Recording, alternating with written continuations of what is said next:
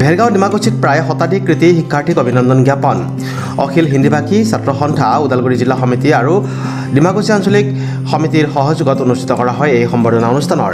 ওদালগুৰি জিলা সমিতিৰ সম্পাদক প্ৰেম ৰাজভৰে আদৰা সম্বৰ্ধনা অনুষ্ঠানত বিশিষ্ট ব্যক্তি হিচাপে উপস্থিত থাকে ভেৰগাঁও মহকুমা আৰক্ষী বিষয়া দুৰ্গা কিংকৰ শৰ্মা ডিমাকুছি আৰক্ষী থানাৰ ভাৰপ্ৰাপ্ত আৰক্ষী বিষয়া মহানন্দ ভূঞা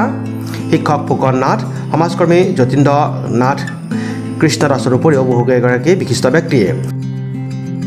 ধৰমজুলি প্ৰাথমিক বিদ্যালয়ত অনুষ্ঠিত সম্বৰ্ধনা অনুষ্ঠানত বৃহত্তৰ অঞ্চলৰ হাইস্কুল শিক্ষান্ত পৰীক্ষা আৰু উচ্চতৰ মাধ্যমিক পৰীক্ষাত সুখ্যাতিৰে উত্তীৰ্ণ হোৱা প্ৰায় শতাধিক ছাত্ৰ ছাত্ৰীক অভিনন্দন জ্ঞাপন কৰাৰ লগতে দুৰ্গা কিংকৰ শৰ্মা আৰক্ষী বিষয়া মহানন্দ ভূঞা আৰু সমাজকৰ্মী যতীন্দ্ৰ নাথ কৃষ্ণ দাসক সম্বৰ্ধনা জ্ঞাপন কৰা হয় এইবেলি 2025 বৰ্ষৰ যি হাইস্কুল শিক্ষান্ত পৰীক্ষাৰ উত্তীৰ্ণ ছাত্ৰ ছাত্ৰী আৰু উচ্চতৰ মাধ্যমিক উত্তীৰ্ণ ছাত্ৰ ছাত্ৰী ওদালগুৰি জিলা সমিতি আৰু ডিমাকুছি আঞ্চলিক সমিতিৰ উদ্যোগত ইতিমধ্যে দেখিছে আপোনালোকে শতাধিক ছাত্ৰ ছাত্ৰীক আমি সম্বৰ্ধনা অনুষ্ঠানৰ যোগেদি তেওঁলোকক উৎসাহ উদ্দীপনাৰ লগতে যি তেওঁলোকক আশীৰ্বাদ প্ৰদান কৰা হৈছে আৰু আজিৰ এই কাৰ্যসূচীত বিশেষকৈ ক'ব লাগিব ভেৰগাঁও যি আমাৰ আৰক্ষী SDPO ছাৰ আৰু আমাৰ মাজত ডিমাকুছি আৰক্ষী থানা ভাৰপ্ৰাপ্ত বিষয়া মহানন্দ ভূঞা ছাৰ আৰু হেল্পিং হেণ্ড সংস্থাৰ অধ্যক্ষ যতীন্দ্ৰ নাথ কৃষ্ণ বাবু ডাঙৰীয়া আমাৰ ৰাজাগড় নালাপাৰা প্ৰাথমিক বিদ্যালয়ৰ যি প্ৰধান শিক্ষক ফুকন চন্দ্ৰ নাথ ডাঙৰীয়া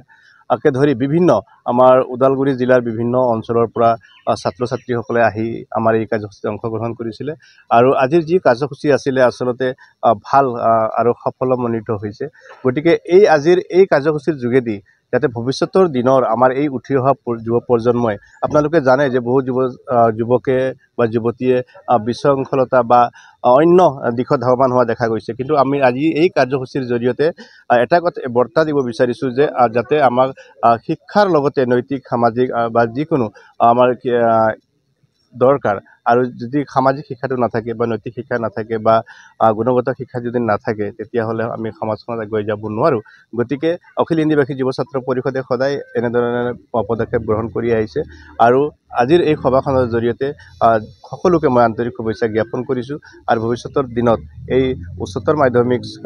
উত্তীৰ্ণ ছাত্ৰ ছাত্ৰীসকল বা উচ্চতৰ মাধ্যমিক ছাত্ৰ ছাত্ৰীসকলক আশীৰ্বাদ প্ৰদান কৰিছোঁ যাতে ভৱিষ্যতে এজন সুনাগৰিক হ'ব পাৰে আপোনালোকে প্ৰায় 120 গৰাকী ছাত্ৰ ছাত্ৰীক ইতিমধ্যে সম্বৰ্ধনা দিয়া হৈছে আৰু সকলোকে আমি আচলতে যিসকল সভাত অতিথিসকল আহিছিলে সকলোৱে কিমান ধুনীয়াকৈ আৰু কিদৰে গঠনমূলকভাৱে তেওঁলোকে বক্তব্য ৰাখিছে আচলতে আজিৰ এই সভাখনতে এটা বাৰ্তা প্ৰেৰণ কৰা হৈছে যিটো উঠি অহা প্ৰজন্মৰ কাৰণে আগন্তুক দিনত তেওঁলোকৰ এক মাৰ্গদৰ্শন হিচাপে আগুৱাই যোৱাৰ জীৱনৰ ক্ষেত্ৰত তেওঁলোকৰ এটি গঢ় দিয়াৰ ক্ষেত্ৰত এটা ভাল এটা দৰ্শন হ'ব বুলি মই আশা ৰাখিছোঁ desk report news express Assam